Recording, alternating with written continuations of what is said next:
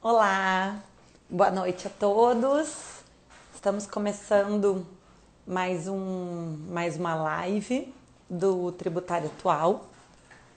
Então, eu vou aguardar o Dr. Júlio César Santiago para entrar aqui conosco. Né? Boa noite, muito obrigada pela audiência. É um grande prazer. Oi, Fábio, Mari, André, boa noite. Deixa eu chamar o Júlio aqui. Deixa eu procurar ele. Só um momento. Ah, ele não entrou ainda. Peraí que assim ele tem que estar já no chat, que assim que ele entrar, eu já chamo ele. Então, pessoal, muito obrigada por mais um dia aqui junto conosco. A ideia do Tributário Atual é a gente difundir conhecimento gratuito para quem se interessa tanto em contabilidade quanto advocacia, né, na parte tributária. Então, deixa eu ver se o Júlio já entrou aqui, só um momento. Aqui. E hoje nós vamos falar com... Oi, Júlio, já te chamei ali. Como é que tá, E Júlio? aí, Tudo Aline, bom? Tudo tá me ouvindo? ótimo. Tô te ouvindo bem, vocês estão me ouvindo bem? Tô te ouvindo. E aí, o Ah, como está? que que você tava Pessoal, falando aí já? para quem, para quem não conhece o Dr. Júlio César Santiago, ele foi meu colega ali na UERJ, né? É um brilhante advogado tributarista, né? Meu amigo, a Dani foi nossa colega ali também. O Júlio fez mestrado em Direito Tributário ali na UERJ, terminou também o doutorado, escreveu um livro maravilhoso sobre solidariedade e é um grande exemplo para nós, né? Procurador da Fazenda Nacional, concursado há muitos anos. Cadê o livro, Júlio? Ah, esse aí, ó. O O livro jabá, né? tá ao contrário. Depois eu posto uma fotinha do livro do Júlio nos stories para vocês saberem. Então, é com muita honra que eu recebo, né, o grande doutor Júlio aqui, para a gente falar, né, mais uma vez sobre a relação fisco-contribuinte, né? A Dani diz que tem o livro, eu também tenho, o livro é maravilhoso, indico para todos. E a gente organizando essa live, né? Eu conversei um pouquinho com o Júlio antes e a gente pensou em, a gente vai falar primeiro como é que o fisco entende o relacionamento com o contribuinte, como é que a gente entende.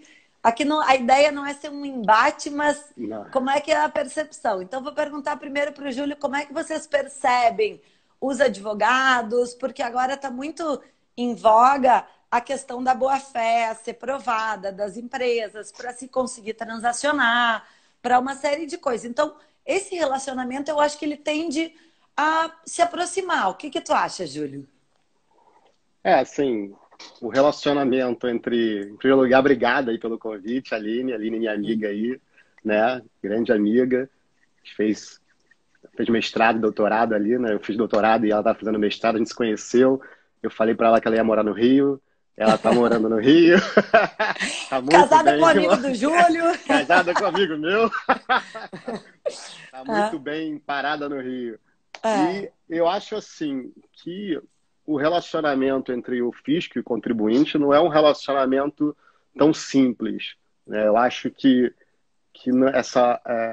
são visões diferentes. Na minha visão, como eu fiquei muito tempo em execução fiscal, a minha visão no passado, assim, antes do mestrado, antes de fazer o mestrado na UERJ, era uma visão de que todo contribuinte era fraudador, né? Eu só lidava com a execução fiscal, a maioria das empresas estavam fugindo ali do fisco e fazendo, inclusive, fraudes, né?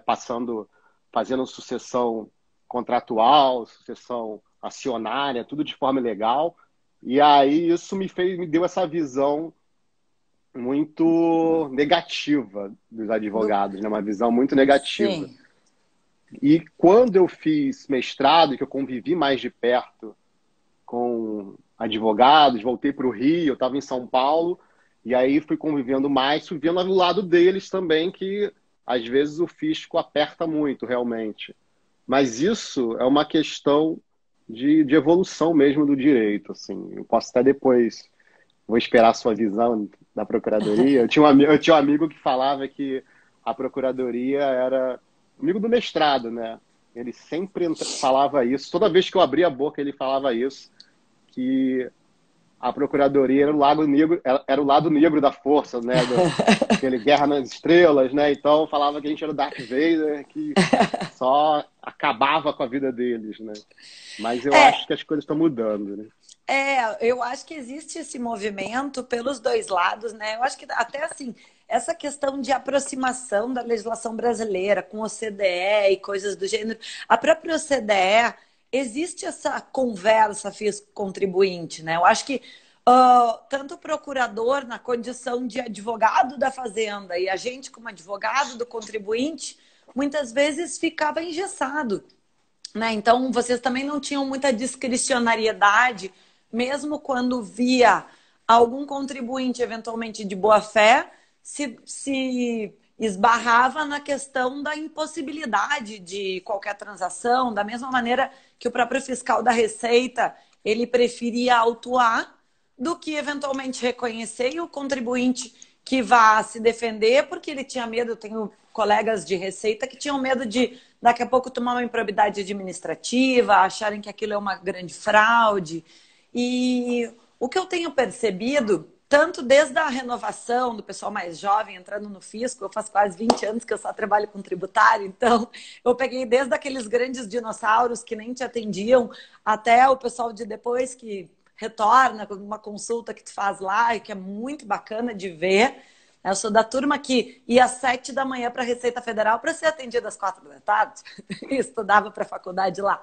Então, essa aproximação, porque no fundo, eu acho que o que a Procuradoria objetiva é arrecadar, né? E que o que o empresário sério objetiva é pagar os seus tributos dentro de um planejamento tributário eficiente, né? E poder, quando não dá, negociar.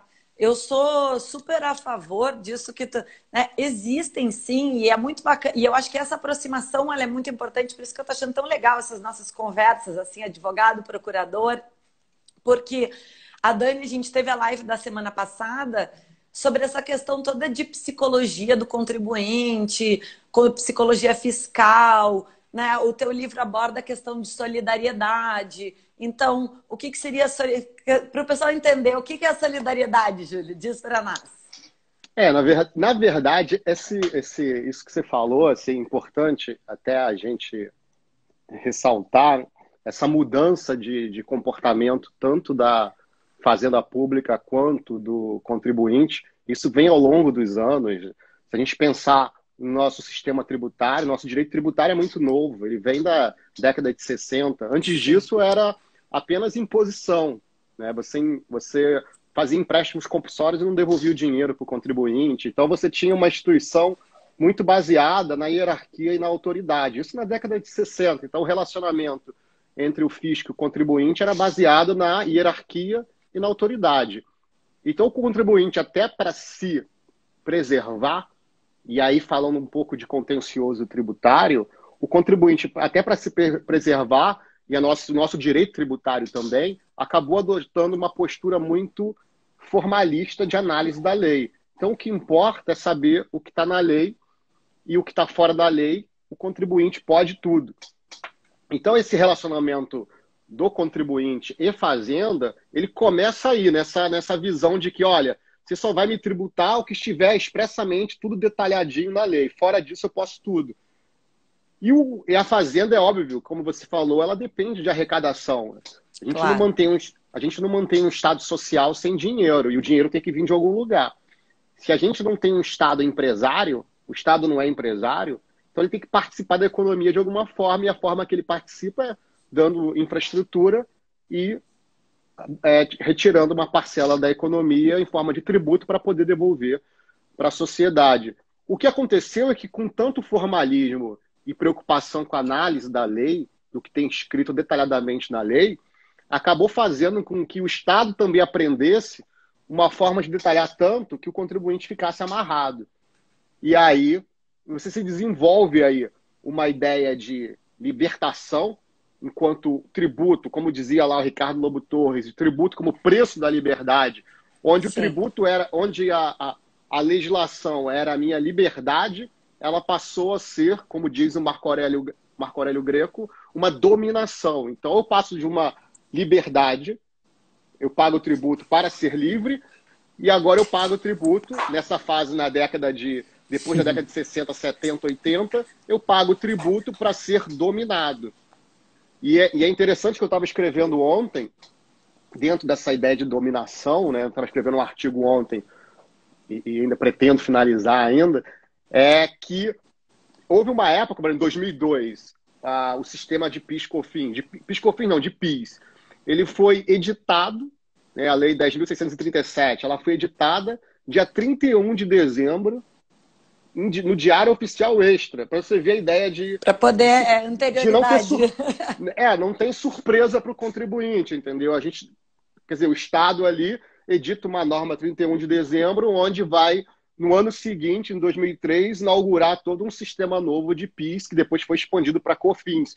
Então você tem um relacionamento de Estado e contribuinte, onde o contribuinte foge do Estado, né, se distancia do Estado, pagando o preço que seria o tributo, para um relacionamento entre contribuinte e Estado vocacionado para dominação, onde o Estado domina... Eu vou dar um contraponto, e agora começa o debate. O que acontece para quem estava do outro lado, né? Muitas vezes também acontecia, principalmente antigamente, né? Hoje em dia acontece super pouco, mas o fisco vinha numa sede arrecadatória, eu acho que aí melhorou a relação, que eu ainda peguei aquele tempo onde quando se pegavam os autos de infração que se recebia, tu ia na capitulação das autuações e elas não tinham lé com cré a ver com o que tinha sido autuado. Então, assim, né, eu concordo. E a questão de formalismo e do não formalismo, que é o que a gente estuda muito na UERJ, e eu tenho muitas coisas que eu sou a favor e outras contra, né? Então, assim, para quem não sabe o que é o formalista e o não formalista, né? A gente é da escola da UERJ, que é mais puxando para o não formalismo, né? Que é baseada nessa escola do Barroso também, do Ricardo Lobo Torres, que defende uma interpretação da legislação conforme a Constituição, né? Qual que é o objetivo da lei? Né? E o formalismo puro, que seria mais a escola da USP, coisa que defende que ou está escrito na lei especificamente, e se não tiver escrito especificamente, daí não se aplica a tributação, né? Eu acho que o que a gente tem percebido, e eu concordo com os dois lados um pouco, né? Eu cheguei lá na UERJ super formalista, daí fui mudando. E o que eu vejo, eu acho que a gente tem que tirar muito é o positivo, né? Do que talvez as minhas conclusões... tem que custear o Estado? Eu defendo que sim, que tem que, né? Com certeza. Né? Mas eu acho que a gente tem que sempre cuidar também, como na relação fisco-contribuinte, a preservação empresarial. E né, essa questão do princípio da não surpresa e coisas desse gênero. E onde é que a gente entra na relação fisco-contribuinte, que eu acho que é muito legal de contar para o pessoal, né, essa questão de formalismo e não formalismo. Antigamente se criavam, antigamente não tão antigamente, que eu vou te dizer que há uns 10 anos atrás isso ainda se aplicava. Se criavam estruturas jurídicas, como, por exemplo, tu criar uma empresa única e exclusivamente para passar o patrimônio para outra pessoa. Então, seria o formalismo dentro de um planejamento tributário. O que é isso? Tu faz uma estrutura jurídica que não tem nenhum substrato fático, única e exclusivamente com a finalidade de evadir impostos, né? E isso estaria amparado numa corrente formalista. Daí, quando se entra numa corrente não formalista, e aí eu acho que entra também uma mudança de postura dos advogados na hora de orientar também os seus clientes, e isso eu acho que tende a melhorar, e nisso o CARF ajuda nas decisões, o próprio judiciário.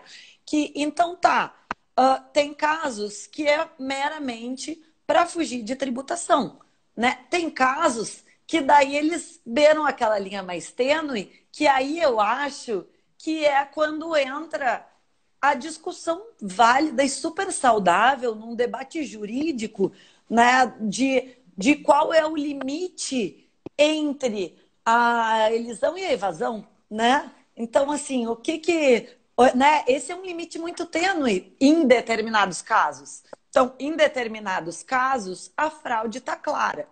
Em determinados casos, o erro do fisco também está claro. Eu já peguei auto de infração que não tem pé nem cabeça. Ó, Carol.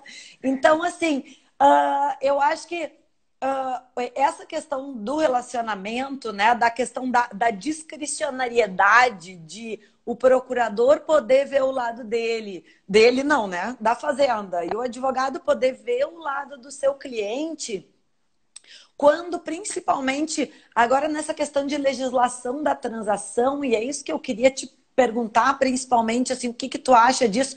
Porque eu não sei se tu viu ali na questão de transação, é possível haver a transação naqueles casos que eu chamo de o meio do caminho, né? Então, assim, tese que já é ganha, contencioso judicial tributário, tese já ganha pela fazenda, o procurador, quando a tese ganha, ele não pode negociar. Tese ganha do contribuinte, o contribuinte também não pode negociar, né? Mas aquela tese mais meio termo, existe a possibilidade de negociação. Como é que tu acha que vai ser feito isso? Vocês vão fazer grupos de trabalho? Vai ser o próprio procurador do caso? Tu acha que vai ser caso a caso? Existe alguma... Como é que... Existe algum jeito de operacionalizar isso? O que tu acha? Essa questão da transação tributária, né, que veio aí na MP da liberdade econômica, né, essas MPs para dar um pouco mais para desenvolver a atividade econômica e tudo mais, eu acho que a transação que está sendo proposta hoje em dia, as transações, elas na verdade são parcelamentos tributários, elas não têm nada a ver com transação. Essa transação extraordinária aí que saiu por causa da Covid também não tem nada a ver de transação. Ali é parcelamento tributário puro, né? A ANP que trouxe a transação, depois converteu nessa lei, agora me fugiu o número da lei, 13 mil e alguma coisa que tirou o fim do voto 13.988, isso. Que tirou o fim do voto de qualidade. Isso. Essa lei, a transação que eu vejo possível no momento é um parcelamento tributário. O contribuinte adere ou não adere. A própria lei só permite transação a transação por adesão nas outras questões. Contencioso tributário de massa, vamos supor. Lá, PIS/COFINS na base de ICMS na base de cálculo do PIS/COFINS. Vamos supor que não tivesse ali um julgamento sedimentado sobre o tema. E aí a União vai e fala, olha, quem quiser aderir, eu vou perdoar a multa, juros e tudo mais, e quem quiser aderir, adere. Quem não quiser aderir, não adere. Eu acho que isso não é transação tributária, né? Isso é parcelamento. Não, nesse caso do contencioso, poderia ser uma transação, porque, beleza, não vamos mais discutir. Vou te descontar, vou te perdoar os juros e a multa. Mas isso já é feito desde o refis, né? Olha, quem quiser desistir da discussão, vem aqui, adere, que a gente vai te perdoar alguma coisa. Eu não acho que isso seja aquela transação que a gente estava acostumado ali das partes poderem negociar no processo algum tipo de posição jurídica. Até porque aí vai entrar a questão polêmica ainda da indisponibilidade da coisa pública, né? Tem gente que diz que pode porque é o Estado que está dispondo, tem gente que diz que não pode porque não o tributo é uma questão indisponível, aí não pode transacionar na obrigação principal, tem que ser só nos acessórios. Só nos Eu acessórios. acho que essa transação tributária vai ser um parcelamento, entendeu? Vai aderir, como já está acontecendo. Ela permite pouca discricionariedade, né? Eu não tenho o que fazer. Assim, eu enquanto procurador do caso, vou falar, se o cara vier, vamos supor, como já aconteceu antes da lei, o contribuinte, quando eu estava atuando em execução fiscal, o contribuinte ele vinha no processo, com exceção de pré-executividade, e apresentava queria fazer um parcelamento muito específico dele. Fala, olha, meu faturamento só comporta que eu parcele isso aqui em 720 meses. Olha, não dá, tem aí, tem o refis, está aí, tem o PAEX, PAEX. Você quer aderir, você adere. Se você não quiser aderir, eu não posso fazer nada, porque eu estou amarrado. Agora, se fosse uma transação tributária, realmente, eu pudesse sentar o juiz, chamar para uma audiência ali o procurador com a parte, falar, olha, o cara só pode fazer isso, olha aqui o faturamento dele, olha, só pode chegar a algum acordo, não, então vamos fazer o seguinte, faz assim que a gente encerra esse processo. Porque a transação tributária em si, ela é para encerrar o litígio. E o que eu tenho percebido desde o refis, desde só o primeiro aumenta os refis, é que o litígios. litígio só aumenta, entendeu? Você vai aderir e depois você não vai entender aquele parcelamento e aí você vai ter que contratar um advogado para discutir isso. Agora eu não lembro qual foi o PAEX ou PAEX, acho que foi o PAEX. Não sei, eu posso te dizer porque eu participei, eu já era estagiária em Direito Tributário em 1999, 2000, quando teve o Refis 1, que o Refis 1 a galera vibrava no escritório, 2000, né? A galera vibrava no escritório dizendo, agora tem um parcelamento, aquele era o melhor de todos, nunca foi tão bom que nem aquele. Pagava 1%, a parcelia de 100 pila, eterno. Tem autores que dizem que aquilo ali era transação tributária. Não era um parcelamento. Acho que foi em 2007, 2008. Teve 2007, o parcelamento de 2007, agora eu não me lembro o nome. Refis da crise. Eu lembro que veio... Olha, refis da crise, hein? A gente está numa crise, mas já teve o refis da crise ali, daquele... Já teve, tiveram muitos. 2009, foi 2009, refis da crise de 2009. A questão era tão complicada de fazer adesão que muitos não conseguiram aderir de forma adequada e foram excluídos do parcelamento, tiveram que entrar na justiça. Então, essas transações tributárias... não... Mas isso aconteceu no último também. Tu tinha um prazo final, daí tu desistia, mas daí tem empresas que até hoje eu fico protocolando requerimento para a Procuradoria. E assim, e agora entra num ponto muito bacana, eu acho, assim, porque às vezes, sabe o que a gente faz como advogado? A gente pega e tentou clicar em tudo que dava. Não dava, os débitos somem às vezes por um mês. Eles desaparecem, mas eles estavam no relatório da Receita, eles vão aparecer no da Procuradoria daqui a uns 2 meses, mas esse limbo ele acontece, tanto que se entra com muita cautelar fiscal para garantir débitos que não estão executados nem na Receita. Isso acontece bastante. E o que a gente percebe, né, entrando nessa questão fisco-contribuinte? Eu tinha um monte de empresas, eu protocolei o mesmo requerimento, dizendo assim, olha só, eu paguei tudo que apareceu, mas eu tô ciente que tem mais débito, só que eles não estão aqui. Então eu quero incluir tudo. Me inclui tudo e apropria nas parcelas.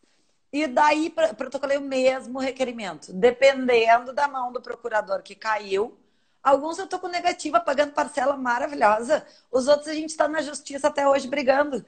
Então, né, eu acho que essa questão, às vezes, dependendo do procurador que tu pega, de a pessoa dizer, não, contribuinte, tudo salafra, ou então... Não, mas eu quero pagar tudo. Tipo, eu tô dizendo que eu quero pagar tudo, só bota tudo no parcelamento. Então, tu percebe, assim, muita diferença, que nem a gente percebe no judiciário, né? Cada juiz decide de um jeito e tal. Tu percebe que na procuradoria tem uma turma mais leve, uma turma menos leve. Como é que é a tua percepção disso? Ou existem diretivas mais, né, a discricionariedade, quem fala com o advogado, quem não fala? O que tu percebe sobre isso?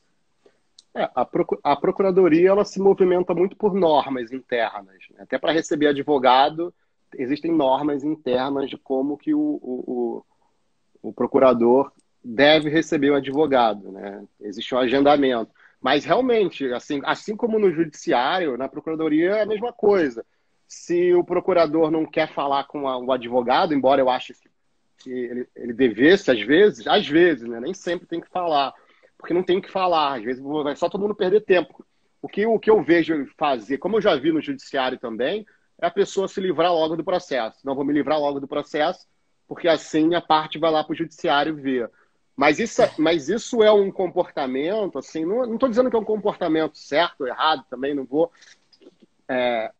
criticar quem age assim, mas eu acho que decorre muito também dessa evolução do relacionamento, que ainda está em evolução, né? Como eu falei hoje, no começo da minha fala, a gente passe dessa libertação, onde o contribuinte quer se libertar das amarras do fisco, para uma própria dominação do fisco, do contribuinte, né, de o fisco perceber que ele tem que fazer a lei tão fechada para que o contribuinte não tenha como fugir da incidência tributária ou da obrigação tributária, que acaba tendo esse tipo de inflação legislativa e complexidade da norma, que às vezes a norma vem e ninguém entende. Então, Sim. às vezes, o procurador vai debater com o advogado uma coisa que cada um está entendendo de uma forma e não vai levar a lugar nenhum, e vai precisar de uma autoridade decidindo, que é o juiz. Eu acho que a Sim. gente tem que superar essa fase de dominação, né? A gente passou pela libertação, agora pela dominação, e entrar numa fase de solidariedade mesmo, de comunidade. Ou seja, de a gente observar a questão da cidadania fiscal. Por que a gente paga imposto? É para isso? Então vamos ver se a gente está pagando da forma correta, vamos ver se esse tributo é adequado para essa situação, se esse regime tributário é adequado a essa situação. Não fazer mais como antigamente, publicar leis tributárias no fim do ano, como se fazia antes da anterioridade nonagesimal, né, dos 90 dias. Uhum. Né? O PIS veio assim, como eu disse. Então, eu acho que o relacionamento entre o fisco e o contribuinte ele vai se modificando a partir do momento em que se criar mais espaço para debate, espaço de consenso, para utilizar uma expressão acadêmica, onde o contribuinte e o fisco possam sentar e dialogar sem ser em âmbito contencioso, sem ser no processo administrativo fiscal, sem ser no processo judicial. Não é esperar ter o contencioso para dialogar antes. Então tem que ser da própria produção normativa, nas audiências públicas, em outros ambientes, entendeu? Sim, olha quanto debate legal nós tínhamos lá na UERJ, né? Alguns Verdade. acalorados. Eu lembro de uma... Até foi uma relatoria que eu fiz, a gente tinha uma disciplina sobre jurisprudência tributária com o Carlos Alexandre, e daí se entrou na questão da possibilidade de a Procuradoria fazer o protesto, né, dos débitos. Verdade. Porque a Procuradoria faz os protestos, protesta os débitos, há muitas vezes que ela não vai executar. Mas o empresário, com aquele débito protestado, ele se vê obrigado a pagar, né? Então, eu acho que isso que eu estou falando tem muito sentido, né? Começa-se numa aproximação acadêmica, né? Mas o que eu, como iniciativa privada, tenho percebido em termos de ânimos de solidariedade, eu não vejo tanto do próprio contribuinte. Mas eu vejo um ânimos de medo depois dessas questões de Lava Jato. Não. Então, assim, o que acontece? Principalmente o pessoal muito antigo, né? Prefere ser roubado por funcionário do que pagar imposto. Então, assim, porque o que acontece? Uma empresa que não tem controle é roubada. Isso aí é fato. Então, assim, uma vez eu sou empresária desde os 23 anos, tenho 38, então nunca tive uma carteira de trabalho e eu sempre ouvi que não dá para viver no Brasil pagando todos os impostos. Só que eu ouvi também, quando eu era novinha, assim, sei lá, uns 25, tem um fórum no Sul que se chama Fórum da Liberdade. Para disseminar liberdade econômica, mas daí eles levam grandes empresários. Eu assisti uma palestra do Galá do Renner que mudou minha vida. O Galá dizia, ele falava sobre sonegação. E ele dizia assim, vocês que estão sonegando e vocês acham que isso é bom porque vocês estão ganhando dinheiro agora, tá? Porque tu faz um caixa. Na verdade, isso pode ser o maior tiro do pé da vida de vocês. Porque o que acontece? Uma hora tu não vai poder crescer. Porque se tu tem uma empresa pequena e tu tá com um rabo tributário de uns 3 anos, a prescrição são 5. E daí chega uma hora que se tu começar a aparecer, daí eles, se te pegarem, o teu prejuízo vai ser tão grande que tu não consegue ser um empresário sério. Então, assim, essa mudança de visão, essa visão empresarial dele, eu tomei para mim e te digo, pago cada imposto sobre cada centavo que eu ganho. dentro do planejamento tributário que eu consigo fazer nas minhas empresas. E tô aí também, muito obrigada. Então, assim, existem mecanismos que a própria Fazenda, a Receita Federal desenvolveu, por exemplo, não adianta a pessoa faturar em cartão de crédito e querer se negar. Não dá, entendeu? Não dá. Uma hora essa autuação vai vir, vai ter que parcelar, vai perder. Só que, então, nesse tipo de coisa, às vezes, talvez fosse o caso de uma campanha de conscientização. Lembra aquele congresso, muito bom, por sinal, que eu e tu fomos, que eu acho que é legal da gente contar para todo mundo. Acho que foi um cara de Minas, eu não me lembro, que ele apresentou o resultado arrecadatório da Receita Federal de chamar para dar uma orientação. Tu te lembra disso? Foi. Ali no centro. Que a gente foi beber depois? Isso aí você não... né? Provavelmente. Provavelmente. Então foi tudo. Gente, não, assim... Foi o Marciano Serra de Godoy, ele é um professor de Minas espetacular. Que ele falou lá, leu, mas... E apresentaram também uns resultados da Fazenda, que eles chamaram uma série de procuradores, uma série de empresas para que eles iriam autuar. Mas eles chamaram antes para dizer, nós vamos fazer uma palestra sobre orientações e a gente gostaria de chamá-los. Né? Então, assim, daqui a pouco, se você consegue... A Dani tá rindo porque também vai junto do barzinho que tá ali. Cadê a tática da nossa turma de bar? Então, se a gente começa a ter a conversa, daqui a pouco... Né, uma relação de a Receita chama e diz, gente, olha só, vocês estão na mira. É assim que acontece, né? Nós estamos fiscalizando assim, quem sabe uma autorregularização, né? Quem sabe dar aquela janela de uns 30 dias para dizer, ó, nós estamos chamando todo mundo que é do ramo X. Chama, bota uma palestra online, dizendo, ó, o certo seria assim, hein? Porque tem gente safada? Tem, mas tem gente mal orientada. Tem os dois. E daí, daqui a pouco, de repente, para uma ideia, um início de procedimento fiscal ser uma chamada. Eu tive um cliente que foi autuado porque tinha um contador incompetente. Simplesmente assim, ó, é muito comum. É muito comum. E assim, o cara fez tudo errado. Né? Apropriou funcionários sem. Tipo assim, porque quando tem funcionários tem que apropriar no SEI de cada obra e coisa. Daí fizeram uma estimativa maluca, o cara pagou mais imposto do outro, o contador. Às vezes a gente vê uma lambança tão grande que é o cara que pega um contador baratinho, que a empresa dele era pequena e cresceu, só que o meu cliente tomou 4 milhões de autuação. Então, até que ponto não seria bacana também, né? Esse tipo de... eu sei que, né, tem muitas coisas que eu trabalho em... O Júlio trabalha, para quem não sabe, em novos casos da Procuradoria, né? Então fica aí a nossa sugestão de quem sabe nos novos casos de Procuradoria, quando eles vêm, não se tentar uma medida de orientação, né? Do tipo, então tá, porque não tem a possibilidade do acordo, mas de se levar, por exemplo, muitas das ações judiciais que o pessoal está impetrando os mandados de segurança é para conseguir a prorrogação dos pagamentos dos tributos.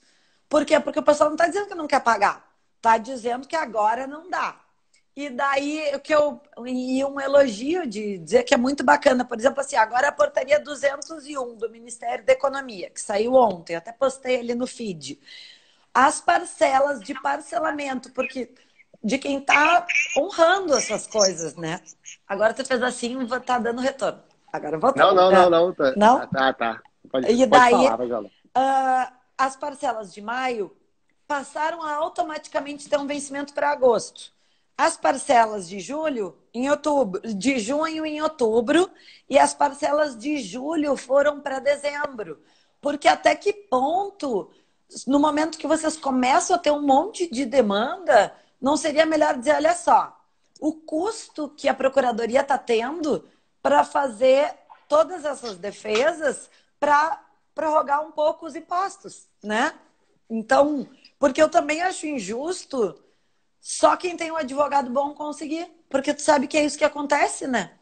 né? As empresas com mais dinheiro, que tem um advogado melhor, consegue com mais lobby, com mais isso, mais aquilo, às vezes tem um êxito maior em determinadas ações por prorrogação de pagamento de tributos, enquanto o pequenininho que não tem dinheiro nem para pagar um advogado para dizer para ele o que está certo, o que está errado, está lá louco demitindo todos os funcionários.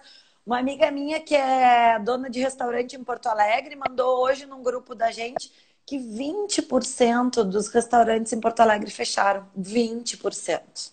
É muito emprego, porque restaurante emprega muita gente, né? Porque é cozinheiro, faxineiro, garçom, então são diversos empregados que têm muita dificuldade de se recolocar no mercado, em virtude de muitas vezes ter pouco estudo, né?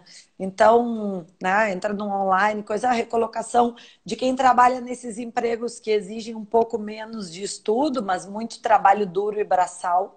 Esse cara tem. Então, até que ponto, de repente, não seria legal, né?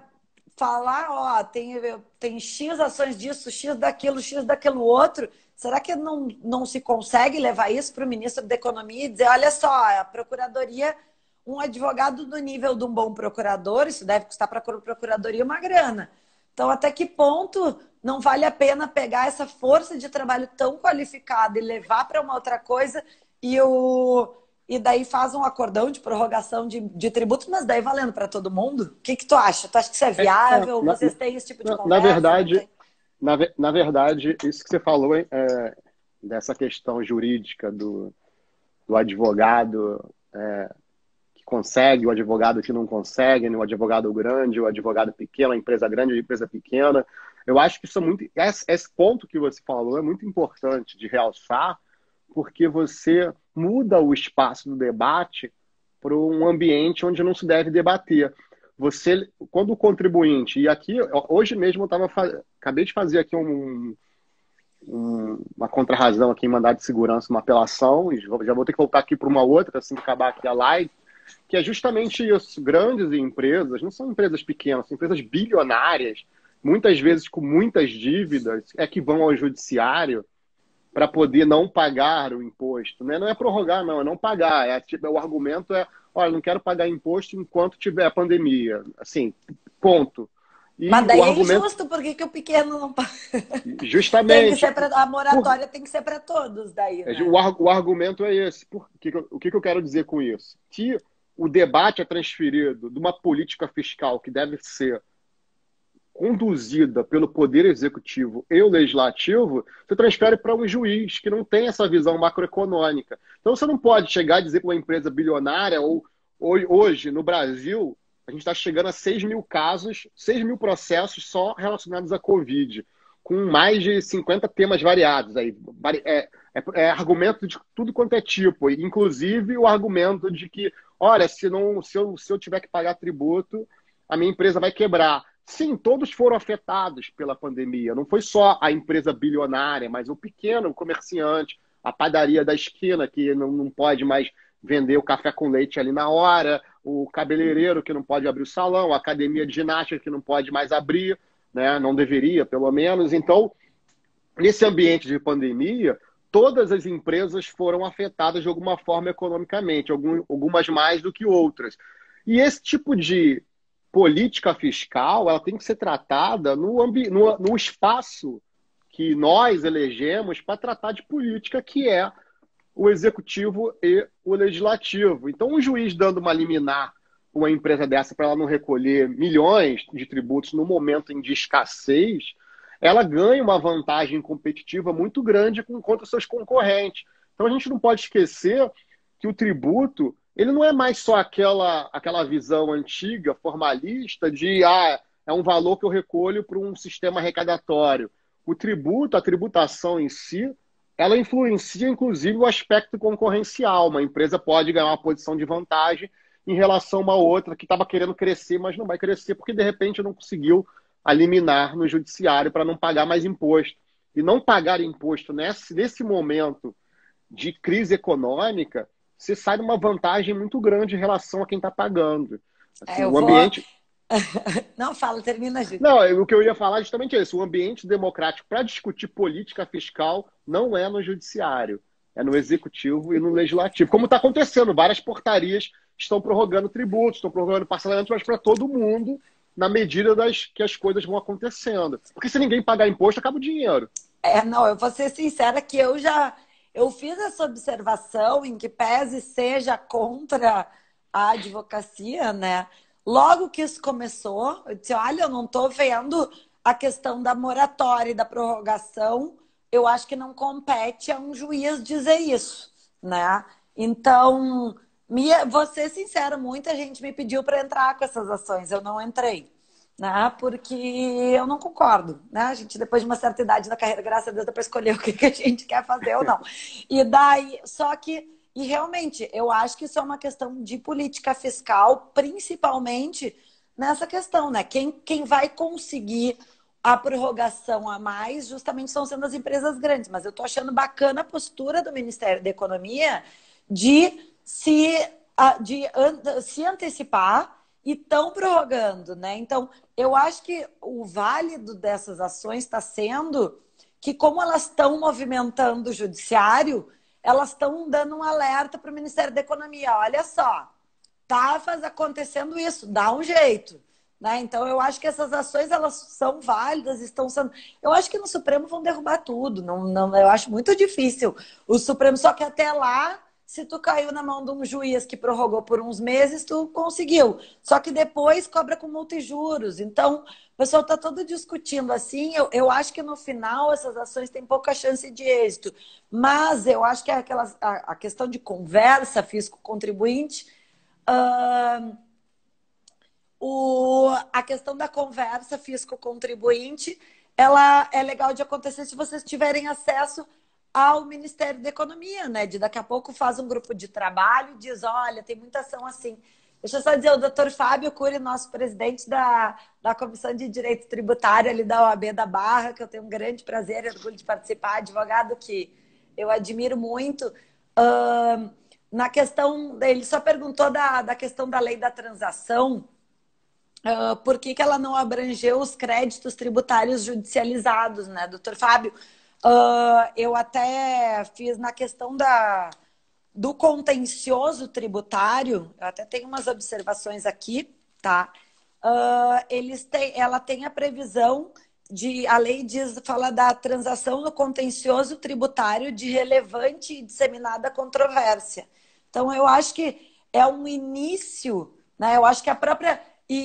Voltando, né, fazendo um paralelo com isso que a gente está falando, sim, é uma questão de política pública, é uma questão de política fiscal, e eu acho sim que o tratamento tem que ser dado igual para todo mundo, porque senão o pequeno, que é o que mais emprega, acaba sendo desprezado em virtude do grande, que tem condições de pagar honorários mais caros, né? E tem um lobby maior e coisas desse gênero. Então, numa questão de equidade, isso até tá previsto na lei de transação, de como tratar todos, né? Então, eu acho que essa questão, ele só teve a previsão de início só para o contencioso tributário de relevante e disseminada controvérsia, eu acho que justamente para evitar a questão de tu pegar aquela ação específica do A, B ou C e dar poder para um procurador, que a gente espera que todo mundo faça tudo certo, mas infelizmente não é assim que no Brasil funciona, né?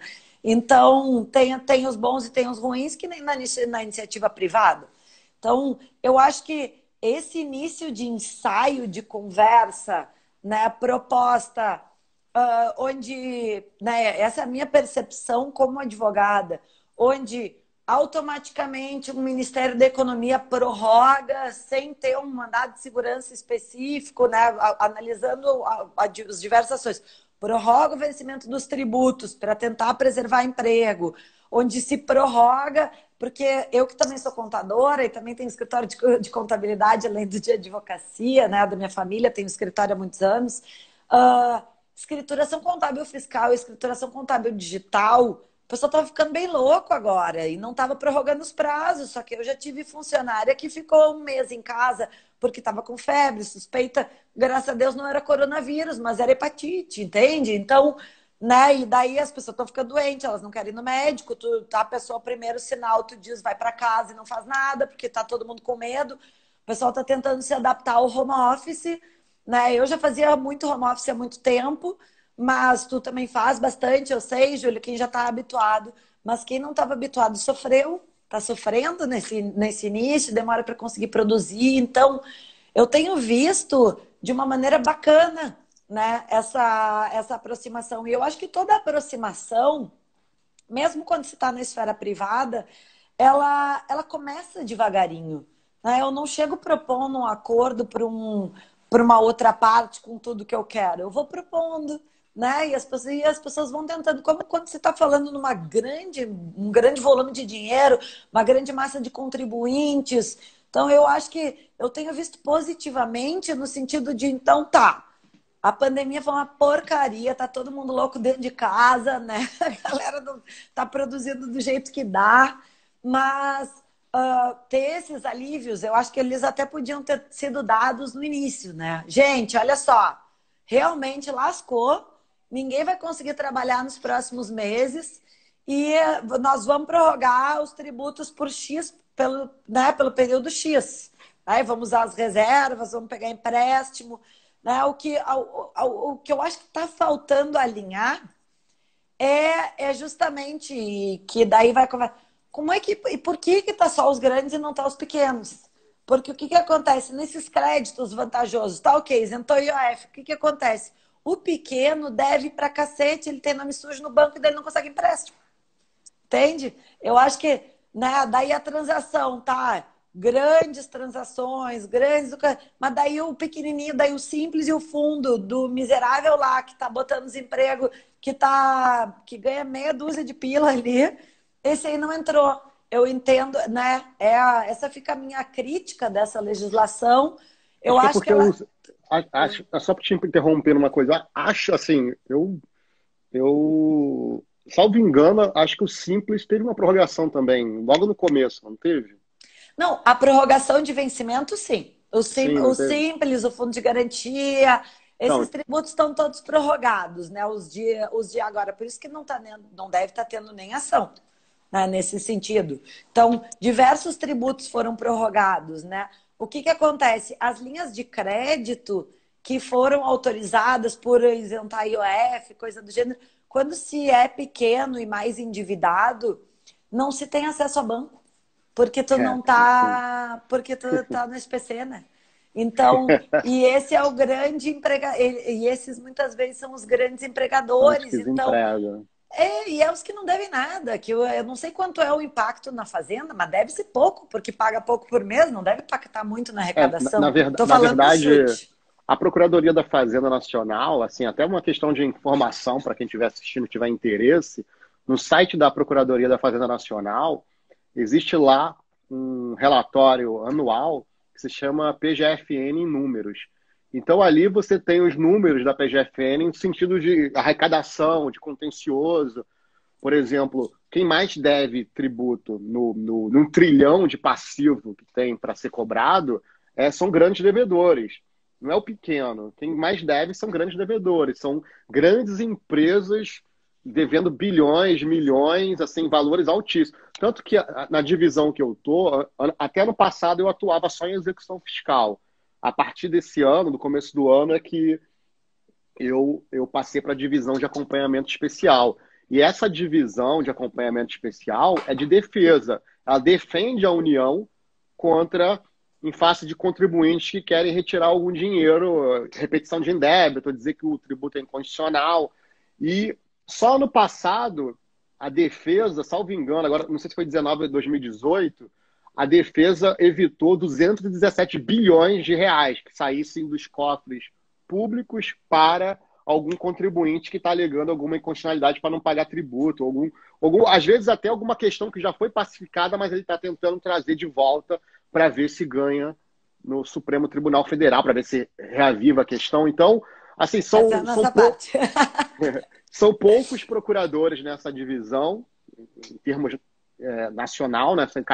Cada região tem um grupo de procuradores que defendem a União nessas questões mais volumosas. Então, o limite de corte para que o procurador atue nesses casos é 200 milhões. Então, os processos que chegam até mim, até essa divisão, é no mínimo salvo algumas exceções, mas a regra é de 200 milhões, que o processo vem até o procurador. Então, para você ter uma noção, são só grandes contribuintes. Não são, eu não vou dizer que são empresas sonegadoras, mas são empresas muitas vezes conhecidas, né? Que Mas aí vem o estão. contraponto. Nem sempre porque ela é conhecida que ela paga errado. Às vezes as empresas Não tô né, não dizendo isso. fazem alterações legislativas e a imputação tributária sem respeitar determinados critérios legais, único e exclusivamente com o fim arrecadatório, e daí isso fere muitas vezes a possibilidade de planejamento da empresa, porque ela tem um cronograma com base numa carga tributária, daí de uma hora para outra muda a carga tributária e muitas vezes em desrespeito da legislação, mudando o conceito de faturamento, ampliando base de cálculo, que aí é por isso que a gente entra com essas ações. Eu vou te dizer que Vou ter que defender, né? a procuradoria tá ganhando bastante, hein? Ah, mas A algumas a gente procuradoria leva. tá ganhando bastante. Até essas da Covid, as da Covid, a procuradoria tá ganhando quase todas, assim. É, que eu Ninguém tá acho que levando. o argumento é mais difícil, né? Não, e Porque é disso que eu acho que tem também a questão da isonomia de tratamento e que, ao meu ver, essas da Covid realmente não compete ao judiciário mudar vencimento de tributos, né? não, Mas tem o uma fato coisa. príncipe e tal, sei todos os argumentos, mas, né?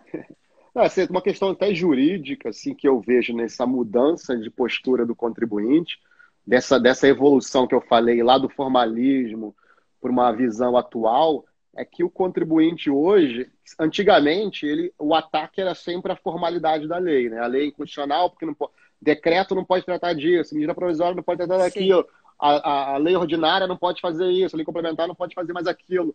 Hoje, até mesmo nessa última levada de mandados de segurança em que eu atuei, o argumento tem sido muito consequencialista, no sentido de dizer, olha só, se não deixar, não me der a liminar, se não me der essa decisão, eu vou quebrar, não vou pagar meus funcionários. E do outro lado da fazenda, embora não seja a regra, mas isso é só que eu tenho visto, é só em casos extremos, a Procuradoria também utiliza desse argumento consequencialista. Olha, se ele deixar de pagar, vai ter um rombo nos cofres públicos. Então, você vê que existem esses argumentos de Então fins vamos mais tirar o reais, mais, consequencialismo. Não quero consequencialismo é, nenhum. Quero meus é mais, processos. é mais de realidade do que de lei, sabe? Então, acaba sendo, o judiciário acaba sendo o palco para discussões políticas, O que né? não deveria, né? Que Ao não meu ver. deveria, mas é o que está acontecendo. Então, É. por isso que assim, é quase que emergencial criar ambientes de espaço onde o contribuinte e a fazenda possam dialogar antes do contencioso, que não tem. Seria, Claro. por exemplo, regulamentar o processo de consulta de uma forma menos punitiva, por exemplo. E Não mais sair aplicando rápida, multa, né? mais rápida também para o Mais contribuinte tirar a rápida, porque dúvida às vezes a dele e gente tudo mais. protocola e demora um pouco. Então, e daí até lá o cara já está operando. Mas eu acho que, agora que eu estou vendo aqui, nós só temos mais 5 minutos, senão a nossa live acaba. Eu acho que esse nosso, esse nosso papo aqui, né, tá sendo maravilhoso. A gente pode, inclusive, combinar de fazer novamente, ou de repente escrever alguma coisa junto com sugestões que a gente acha bacana, né, no relacionamento Verdade. fisco-contribuinte. Acho que seria muito legal da nossa, né, pra gente, os dois têm uma veinha acadêmica, né, a gente gosta, Verdade. né, muito debatemos.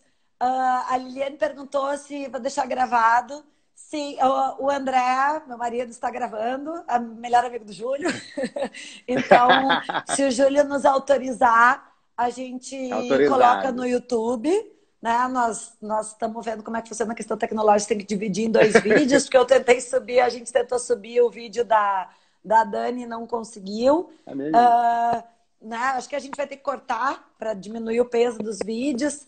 E, Júlio, eu quero dizer que eu gostei muito, muito, muito de te ter aqui. Né? O Júlio é uma pessoa que eu admiro muito, com uma qualidade acadêmica absurda, uma das pessoas mais cultas que eu conheço. Né? Ainda hoje eu comentei com o André, tu postou mais alguma coisa de filosofia, eu disse, nossa, porque além de tudo, para quem não sabe, o Júlio tem graduação em filosofia, né? Tem frase de filosofia, Panta-Rei tatuada no braço, né? Além de ser Eu nem lembro qual o braço. além de ser um grande amigo, um companheiro de chopp maravilhoso, né? Já discutimos muitos problemas do mundo, eu, tu e o Ricardo Lodge no Verdade. Jobi, né? Grande amigo nosso.